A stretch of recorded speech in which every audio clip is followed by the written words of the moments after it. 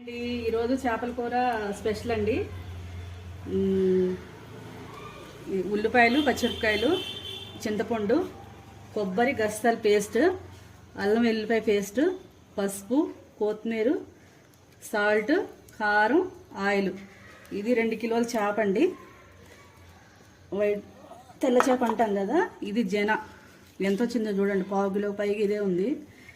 మరి కూర అంటే మా అమ్మమ్మ వాళ్ళ దగ్గర నుంచి ఇలాగే చేస్తారు. ఈ మసాలాలు అవన్నీ మేమైతే ఎక్కువ వేయము, కానీ నా చిన్నప్పటి నుంచి చూసిన కర్రీ ఇలాగే చేస్తుంది అమ్మ కూడా.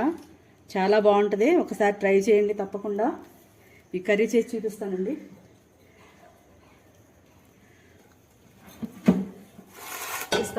సింపుల్ అండి, కలిపి పెట్టుకోవడమే. ఆనియన్స్, ఉల్లిపాయలు అవన్నీ వేస్తే టేస్ట్ వేరే అయిపోతుందండి. ఇంకా మటన్ చికెన్ కర్రీ వచ్చేస్తుంది. ఇట్లా చేసుకుంటే ఏంటంటే ఓన్లీ ఫిష్ కర్రీ టేస్ట్ వస్తుందండి. సింపుల్గా చేసేసుకోవచ్చు. ఆనియన్స్ కొంచెం తక్కువే వేసుకోండి, ఎందుకంటే కర్రీ అనేది తీపి వచ్చేస్తుంది ఆనియన్ వల్ల. కారం, చింతపండు అయితే ఎక్కువే పడద్దండి. ఎంత తక్కువ తినోళ్ళకైనా ఎక్కువే పడద్ది, ఎందుకంటే దాని నుంచి మనకి గ్రేవీ వస్తుంది, టేస్ట్ కూడా వస్తుంది.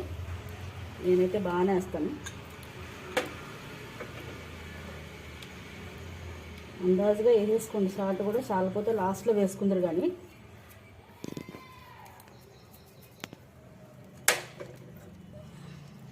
కొంచెం పసుపు వేస్తున్నా. ఆల్రెడీ కారంలో పసుపు మిక్స్ ఉంటుందండి. ధనియాలు, జీలకర్ర, ఆవాలు కారంలోనే కలిపేసుకుంటానని చెప్పాను కదా అంతకుముందు వీడియో కూడా. ఆయిల్ కూడా నేను ఇట్లానే పోసేస్తానండి, చూడండి. ఆయిల్ కూడా కొంచెం ఎక్కువే పడుద్ది. ఈ రోజుల్లో షుగర్లో బీపీలు ఉన్న వాళ్ళకి కూడా ఫిష్ కర్రీ బెస్ట్ కదండి, మటన్ చికెన్ కన్నా. ఎవరైనా తినొచ్చు, పెద్ద ఏజ్ వాళ్ళకి అయితే ఈజీగా అరిగిపోద్ది. ఇది చెయ్యి పెట్టి ఇట్లా కలుపుకుంటే టేస్ట్ అనేది, ఉప్పు కారం బాగా పడుతుందండి. మొత్తం దీంట్లోనే ఉంటుంది కూర టేస్ట్ అనేది.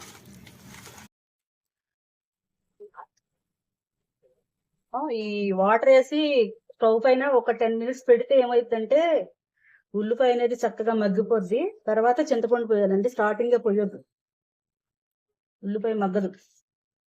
ఒక 10 నిమిషాలు స్టవ్ పైన పెట్టేస్తే అలా మగ్గిపోద్ది.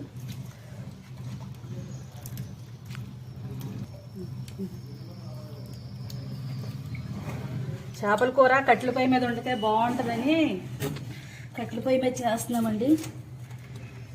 టేస్ట్ నెక్స్ట్ లెవెల్కి వెళ్ళిపోద్ది. మన గ్యాస్ స్టవ్ కన్నా కట్టెల స్టవ్ మీద చేపల కూర అనేది టేస్ట్ చాలా బాగుంటుంది.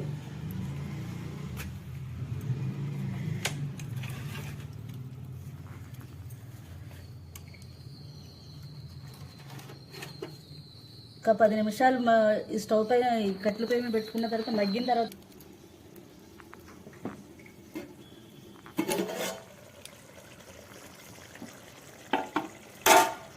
ఆనియన్స్ మగ్గిపోయిందండి. ఆనియన్ బాగానే మగ్గిపోయింది. చింతపండు పోసుకుంటున్నా.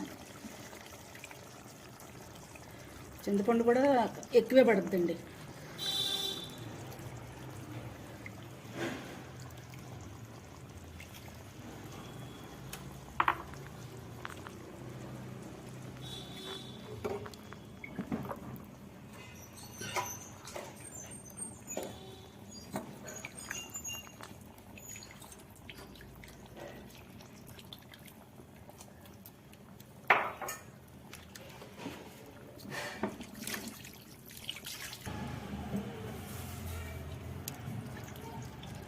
చింతపండు కూడా అయిపోయింది, పోస్తాను.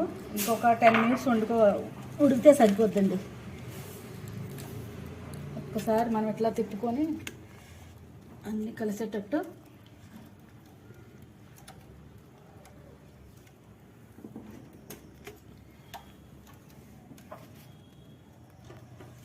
ఓకేనండి. ఒక 10 మినిట్స్.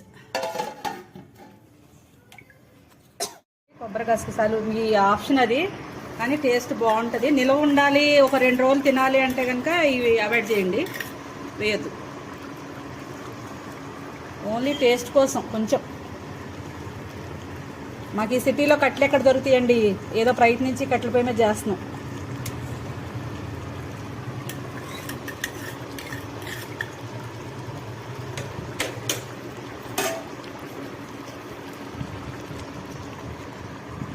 కొబ్బరి గస్తాలు వేసి ఒక 2 minutes అండి.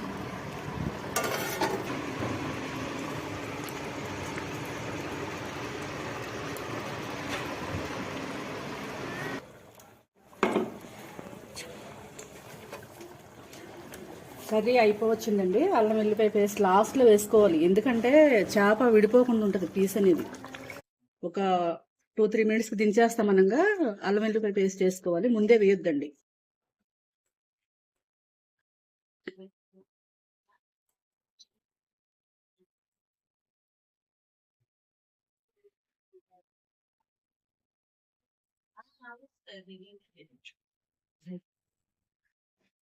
కర్రీ అయిపోయిందండి, కొత్తిమీర వేసేసుకుంటున్నాను. లాస్ట్లో కొత్తిమీర వేసేసుకుని కొంచెం సాల్ట్ చూసుకుని ఆఫ్ చేసేయండి స్టవ్. ఇంకా నూనె కొంచెం పైకి తేలే వరకు అండి, మీకు ఈజీగా అర్థం కావాలంటే. అయిపోయిందండి కర్రీ.